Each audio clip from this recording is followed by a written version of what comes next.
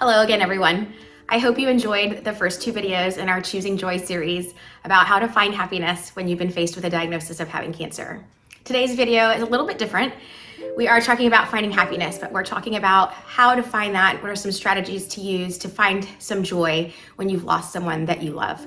So I want to start by sharing my personal story with you and then give you some strategies and some tips and some things that I found helpful going through a grieving process. So not very long after I had cancer, we did tragically lose my little brother, who left behind his 4-year-old daughter, whom he had custody of.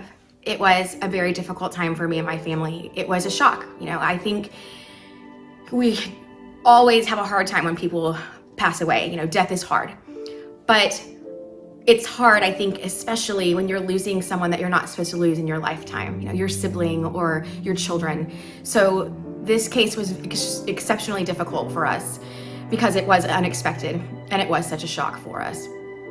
So going through the grieving process, I found that it was not as easy as it was when I was going through having cancer because when you're diagnosed with cancer, you feel that you have some control. I can go to my doctor's appointments. I can fight every day. I can take my medicine. I can take care of my body and my health. So I'm having some say-so in what's happening. When you lose someone, there's nothing you can do about it. And that makes it extremely difficult. So the process of finding joy for me in that situation, I'll admit, was harder than the way I was able to do it whenever I had cancer. I think probably the most important thing, and I've said this in the last video, that you can do anytime you're struggling is, if you're religious at all, to turn to Christ. The thing about your relationship with God whenever someone passes away is that there is or needs to be a trust put there, because God understands a big picture that we as humans will never see. We don't understand how the pieces fit together and how loss makes any sense. But he does, and he has a plan for all of that. And so I think it's important to rely on him, on his word, and to pray a lot for, his comfort, his peace, and his help with understanding. Even though those things are probably never going to make total sense to us, having your big picture God there, I think makes a really big difference in helping you find peace and comfort. The next thing that I would say, and I think this one is super important, is that you have to allow yourself to grieve. I think that there is this stigma out there that says we have this timeline on the grieving process, then that we're supposed to sort of be over it in this certain amount of time, and that just simply isn't true.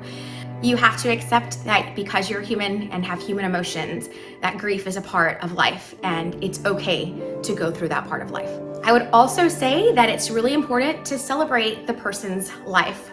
I always wondered if I posted too much about my brother, or if I said too much about him on social media or in my life or wherever, was it bothering other people, and that's simply silly. The reality is you should be celebrating that person, the good times and the bad times that happen before their death and after.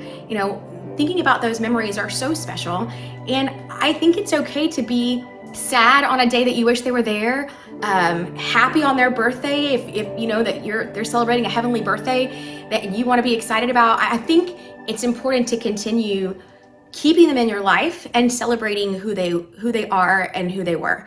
Those things will bring you lots of comfort because you're still feeling that they're a part of what you're doing. There is no guilt of, oh my gosh, I'm moving on and I'm forgetting about. You don't have to forget. They can continue to be there. I know that I personally, my mom got me this James Avery necklace that I wear that has my brother's initials and the date of his birth and his death. And for me, that's a celebration of him, right? I keep it with me every single day. I'm always wearing it. That way, no matter what I'm doing, he's doing it with me. And that's a piece of comfort for me that I can wear next to my heart all the time and always know that he's there. So I don't think that there's anything wrong with those little things that we can do to, bring happiness here and there. Find little pieces of joy, find little ways to let go of some of the sadness. Finally, and I think this is part of this whole series, really, what it's all about. There does have to come a time when you do have to actually choose joy.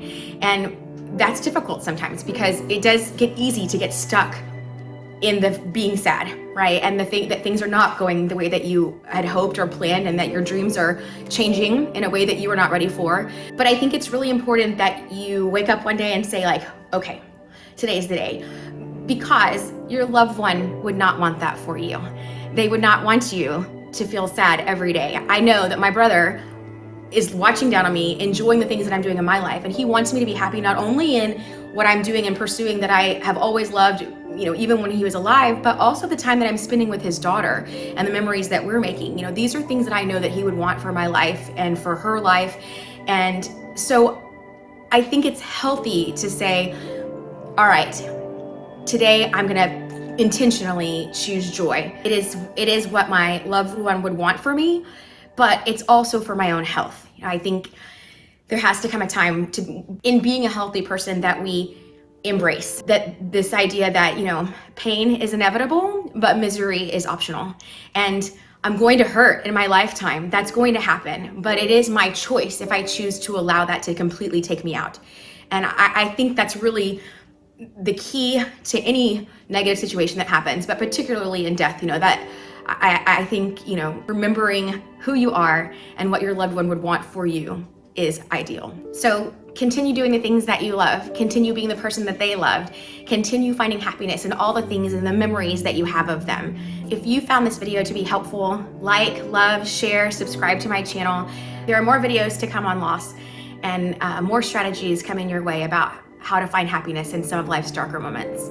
So until next time, I hope to find you intentionally choosing joy.